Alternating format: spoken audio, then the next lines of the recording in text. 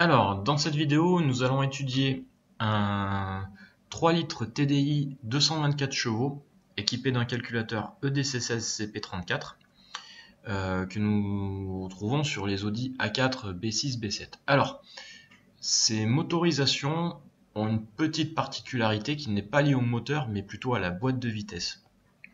Parce qu'en fonction que vous ayez alors j'ai pas les termes exacts, mais c'est une multitronique ou une S-tronique ou une Tiptronic. Alors je crois que c'est surtout une multitronique ou Tiptronic chez Audi. Vous n'allez pas pouvoir faire la même chose au niveau du couple. Donc il faudra faire très attention à pas mettre trop de couple, parce que le moteur est capable de développer assez facilement 650 Nm, mais la boîte, elle, ne va pas apprécier. Donc les moteurs sont bridés à 450 Nm. Vous verrez déjà que de série, il y a pas mal de choses qui sont prêtes pour aller jusqu'à 550 Newton avec très peu de modifications. Mais à ce couple-là, vous avez un risque pour votre boîte si vous avez la mauvaise boîte. Si bien évidemment vous avez la bonne boîte qui est en caisse du couple, alors sans problème vous pourrez rajouter 50 Nm de plus, donc au lieu d'être à 450, vous serez à 600 Newton, ce qui est déjà pas mal. Ok, donc pour commencer, je vous montre, donc on va étudier un petit peu tout. Donc ça va se passer principalement au niveau du couple et au niveau de l'injection.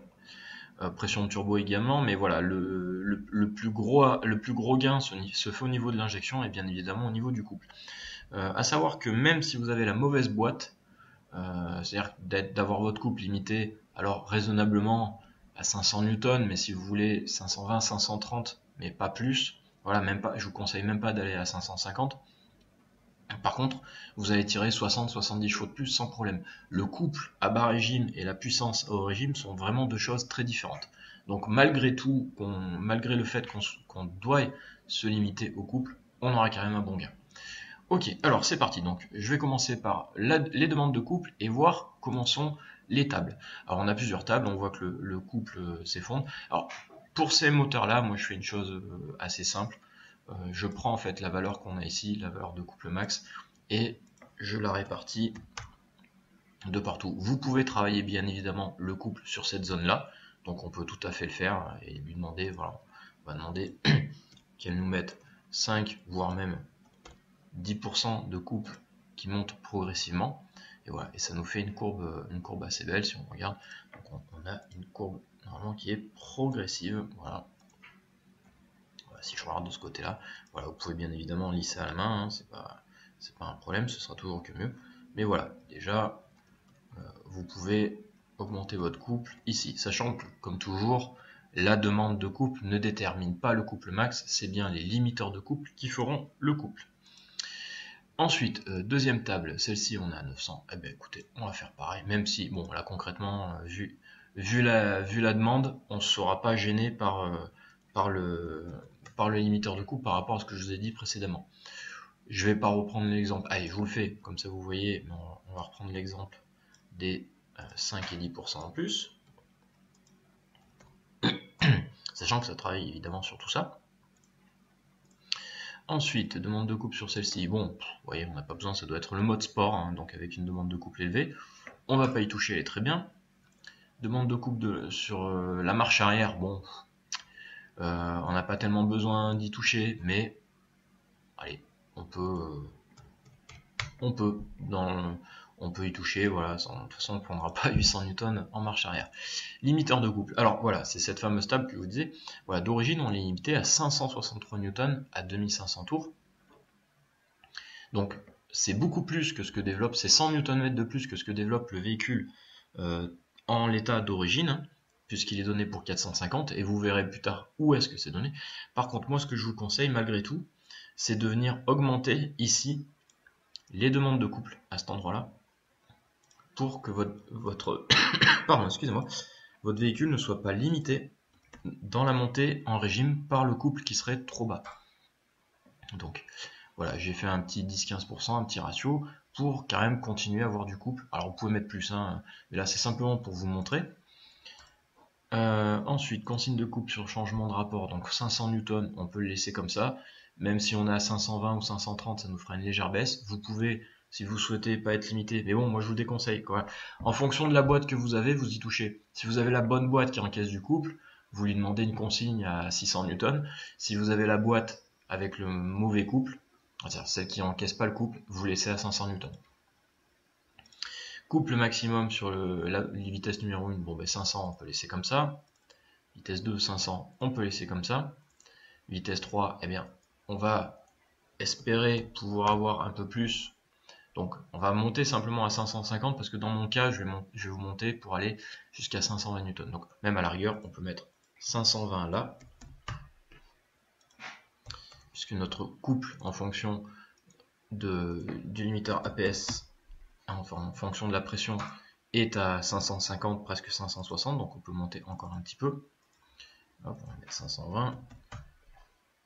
Voilà. On va faire ça. Évidemment, bonne boîte, vous mettez 600. Là, c'est juste pour avoir une petite marge supplémentaire. Couple pendant le démarrage, donc bah voyez, on n'a pas le défaut sur celui-ci puisqu'on a à partir de 5 tours minutes. Alors si vous voulez, vous pouvez combler tout ça et remettre la même valeur. Là, en l'occurrence, le problème n'y est pas. Le fameux problème de hot start. Limiteur de couple ici, vous voyez, là on est limité à 300, et bien on va mettre 520.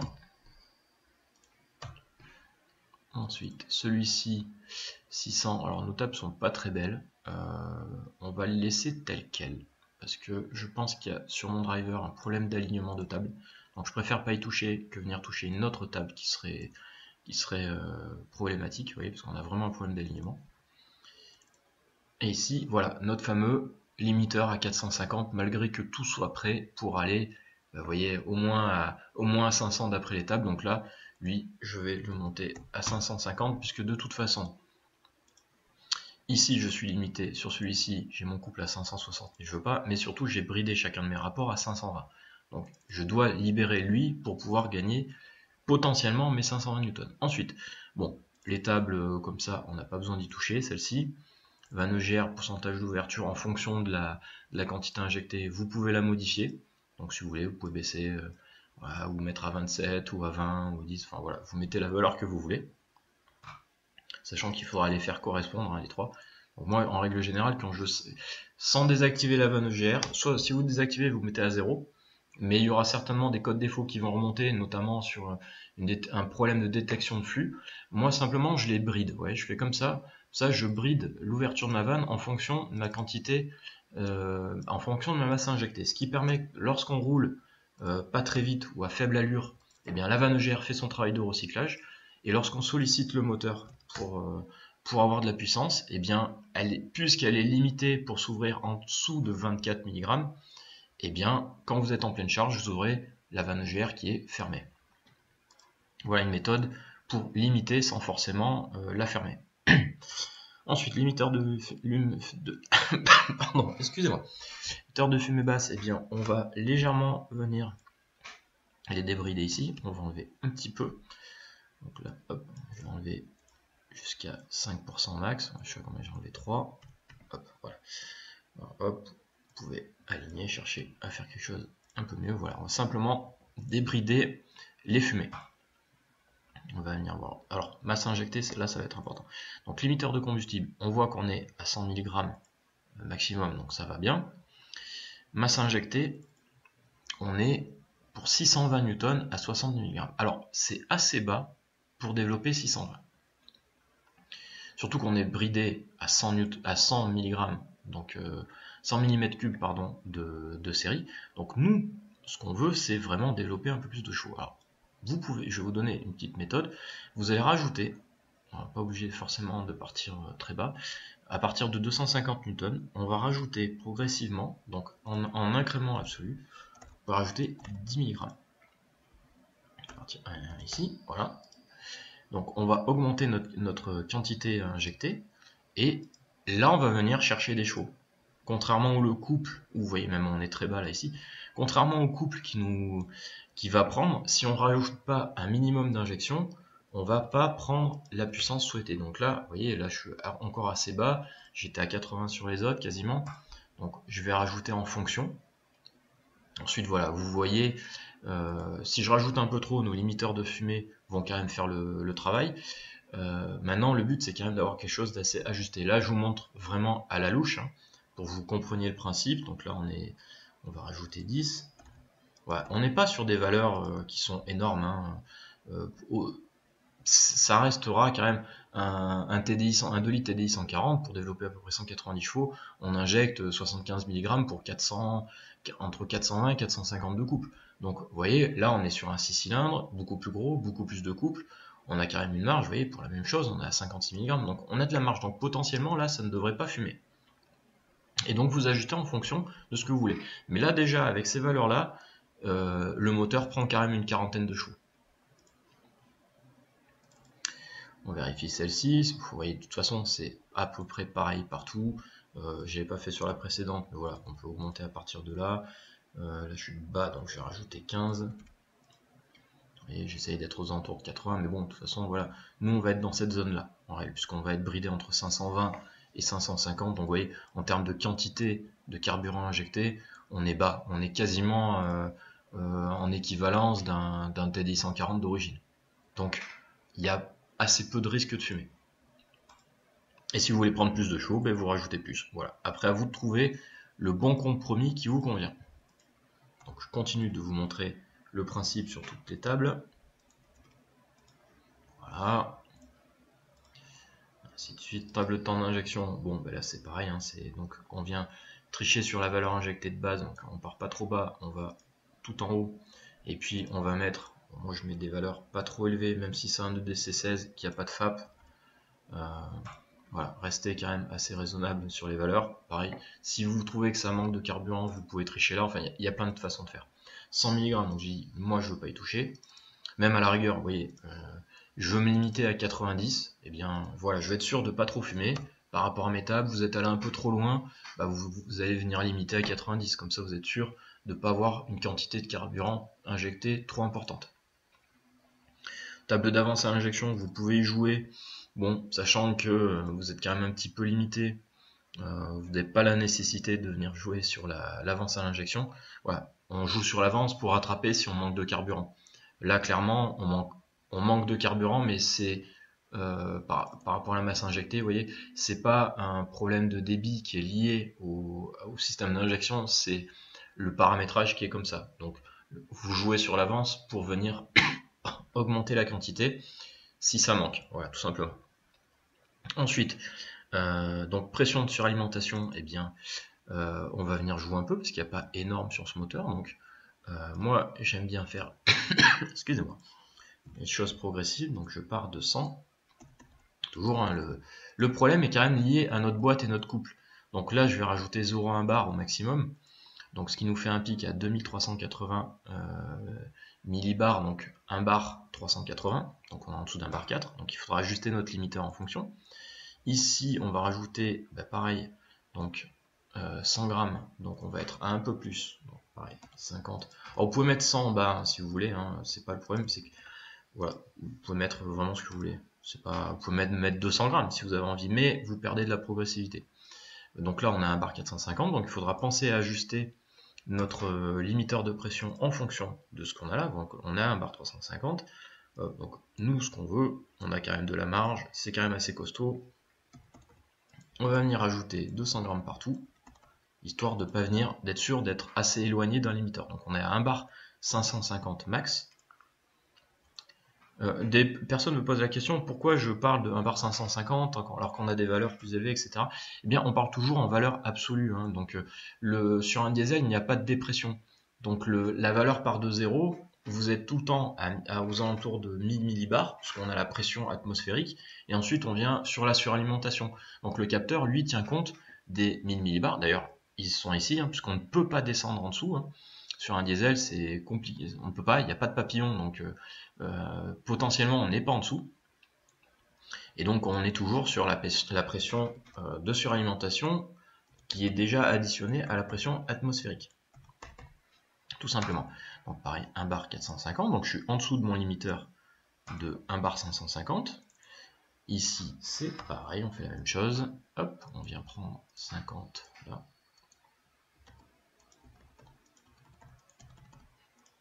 Voilà. Alors bien évidemment, alors au niveau de la pression de turbo, ça n'a pas trop d'incidence, mais si vous avez la bonne boîte, donc celle qui encaisse du couple, concrètement, les différences vont se faire, comme vous l'avez compris, au niveau du couple, et non pas au niveau, alors pareil, là on est à 2500, donc on manque un peu, je vais rajouter 150 grammes, donc ça c'est le single value qui vous fait la fameuse valeur qui fait que vous vous retrouvez avec le voyant qui s'allume sur l'alimentation dépassée et le mode dégradé, donc elle on l'augmente de manière à être loin de ce qu'on souhaite. Voilà. Donc comme je vous disais, si vous voulez plus de couple, ça se joue au niveau des tables de couple. Là, en faisant ça déjà, vous avez de quoi faire ce qu'il faut pour gagner. Ensuite, pression de rail. Donc, vous pouvez jouer un petit peu sur la pression de rail en bas, comme toujours, pour gagner en brumisation et en consommation. Voilà, moi j'y joue que pour ça. Hein. Ça a pas concrètement, je vois pas trop d'écart en termes de puissance, à part aller chercher vraiment des valeurs très élevées. Hein, vous voyez, d'aller chercher des 100 barres de plus, là vous allez voir une petite différence sur la puissance, mais ça fait quand même un risque. Pour moi, je ne trouve pas nécessaire d'aller augmenter à haut régime la pression de rail. Donc là, pareil, on va simplement prendre, puisqu'on a modifié assez bas, donc on va simplement prendre ici nos 5% de plus, je crois que j'ai mis 6, voilà. On va rajouter 5% de plus sur le limiteur, simplement parce que j'ai pris assez bas sur la table. Pareil ici, donc pression de rail, on va venir l'augmenter progressivement. Voilà, je m'arrête là et hop. Voilà, je regarde combien j'ai fait, 6, hop, je reviens un petit peu en arrière, voilà, c'est très bien.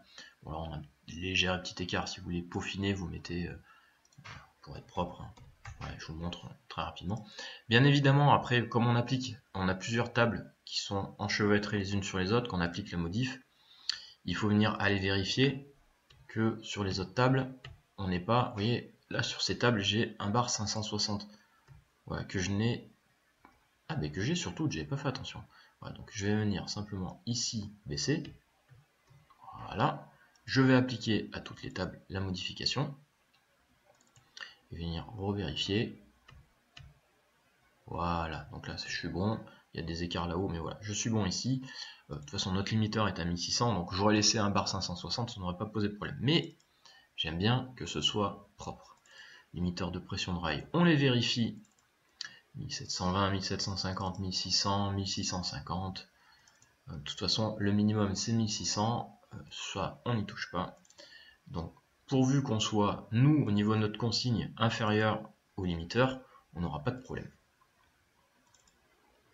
1800 bars, très bien, donc cette partie-là est faite. Limiteur de vitesse max, 213 km/h, 195, 250.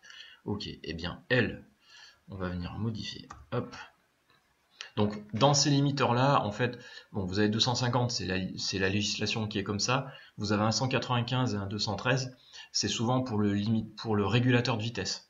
Donc quand on vient toucher une de ces valeurs, on affecte toutes les autres. Donc moi je vais simplement rajouter 40 km/h, soit vous appliquez 290 partout, mais il se peut que dans la gestion de votre régulateur, le fait qu'il y ait une vitesse max autorisée à 290 peut l'empêcher de fonctionner, ça m'est déjà arrivé.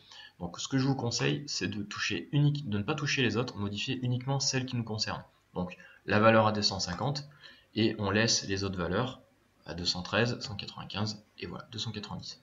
Si ensuite vous voulez augmenter la valeur max de votre régulateur de vitesse, vous les augmentez, puis vous voyez si ça pose problème ou pas. Ensuite, notre limiteur de vitesse est activé. Bien que j'ai mis la valeur à 0, à 290, je vais désactiver mon limiteur de vitesse parce que je veux pas qu'il fonctionne. Et bien voilà, c'est fini pour cette vidéo.